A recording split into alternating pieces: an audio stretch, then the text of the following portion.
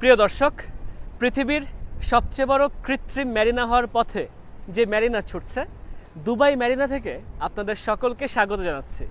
আমার পাশ দিয়ে একদম নীল জলের ধারে দেখতে পাচ্ছি চমৎকার সুন্দর দুবাই মেরিনা। যে দুবাই মেরিনা কিন্তু দুবাইতে আগত পর্যটকদের কাছে খুবই জনপ্রিয়। তবে এসব পর্যটক সাধারণ ক্ষেত্রে কিন্তু একটু বিলাসবহুল পর্যটক হয়ে থাকে।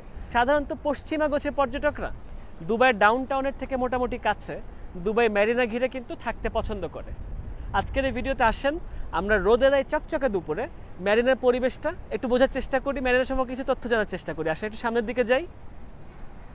যে দুবাই মেরিনার একটা হাঁটা পথ ধরে হাঁটছে, আসলে দুবাই মেরিনার অন্তর্ভুক্ত এদিক থেকে প্রায় 2 কিলোমিটারের কাছাকাছি একটা সরাসরি হাঁটা পথ আছে, মেরিনা ওয়াক বলা হয়ে থাকে।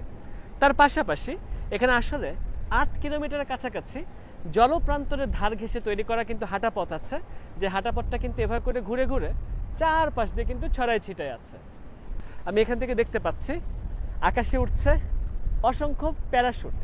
দেখছি হচ্ছে অনেক লোকজন আকাশে কিন্তু প্যারাগ্লাইডিং করছে। এই জলপথটা ঠিক যেদিকে চলে যাচ্ছে, এদিকে যেতে থাকলে কিন্তু আমরা পারস্য উপসাগরের দিকে চলে যাব। সংযুক্ত আরব আমিরাত এ দেশটা, যেটার একটা পাশ দিয়ে আছে হচ্ছে ওমান উপসাগর, আর একটা পাশ জুড়ে আছে হচ্ছে পারস্য উপসাগর। এই দুটা উপসাগরের সঙ্গে কিন্তু মিলেমিশে আছে এই পুরো অঞ্চল। দেখেন আমার পিছে দিয়ে চলে যাচ্ছে কিন্তু একটা জলযান। এইসব জলযানকে আপনি ভাড়া করতে পারছেন। এখান থেকে লোকজন কিন্তু মোটামুটি হাই পর্যন্ত দিচ্ছে। তো এসবকে যদি আপনি ভাড়া করেন, আমি যতটুকু জানি সাধারণত সবচেয়ে ছোটোগুলো হয় হচ্ছে 10 জনের ধারণ ক্ষমতার কাছাকাছি। মোটামুটি গড় পড়তে সবচেয়ে সাশ্রয়ীভাবে 2000 দিরহামের আশেপাশে আপনার খরচ পড়তে পারে। দুবাই মেরিনার এসব অঞ্চল ঘিরে আপনি যে মিলবেন হচ্ছে সমুদ্রের ভিতরে চক্কর খেয়ে তারপর আপনি ঘুরে ঘুরে আবার কিন্তু দুবাই মেরিনাতে আসবেন। এবং এসব ক্ষেত্রে আপনি কোন রুটটা দিয়ে যাবেন সেসব রুট কিন্তু নির্বাচন করার সুযোগ থাকছে। এই যে 2000 দিরহামের কথা বলছি না, সামনে হাঁটতে হাঁটতে আসুন কথা বলি। এই 2000 দিরহামের ভিতরে ধরেন যে মোটামুটি আপনি প্রায় 10টা জন মানুষ বসবেন, খাওয়া দাওয়া করবেন, ঘুরবেন, আনন্দ করবেন, 3-3.5 ঘন্টার মনে হয় একটা যাত্রা হবে। তার পাশাপাশি এখানে মেরিনাতে ওই যে সামনের দিকে যদি দেখাই, যদি জুম করে একটু দেখাই, দেখেন কত পরিমাণে কিন্তু জলযান ভিড়িয়ে রাখা আছে। এইসব ক্রুজ বা ইয়াট এক একটার কিন্তু এক এক রকমের প্যাকেজ হয়ে থাকে। যদি সাধারণ অর্থে বলি, এখানে আপনি যদি ঢৌ ক্রুজগুলোতে উঠেন, রাতের বেলা যেসব ডিনার ক্রুজ হয়ে থাকে, আপনি $25-30 ভিতরেও যেরকম ডিনার ক্রুজ পাচ্ছেন, ওগুলো খুব সাদামাটা হবে, আহামরি কিছু না। আপনি চাইলে কিন্তু $100, $120, $150 এসব খরচেরও কিন্তু ডিনার ক্রুজ পেতে পারেন। সেগুলো তুলনামূলক কিন্তু ভালো হবে। এবং তার থেকে আরও উপরেরও অনেক প্যাকেজ আছে। আমার এই পাশ দিয়ে যেই জলপথ দেখতে পাচ্ছি, এটা কিন্তু সত্যিকার অর্থে জলপথ। শহরের যেসব ওয়াটার বাস আছে, এগুলো ওয়াটার বাস কিন্তু এখানে এসে মিলছে।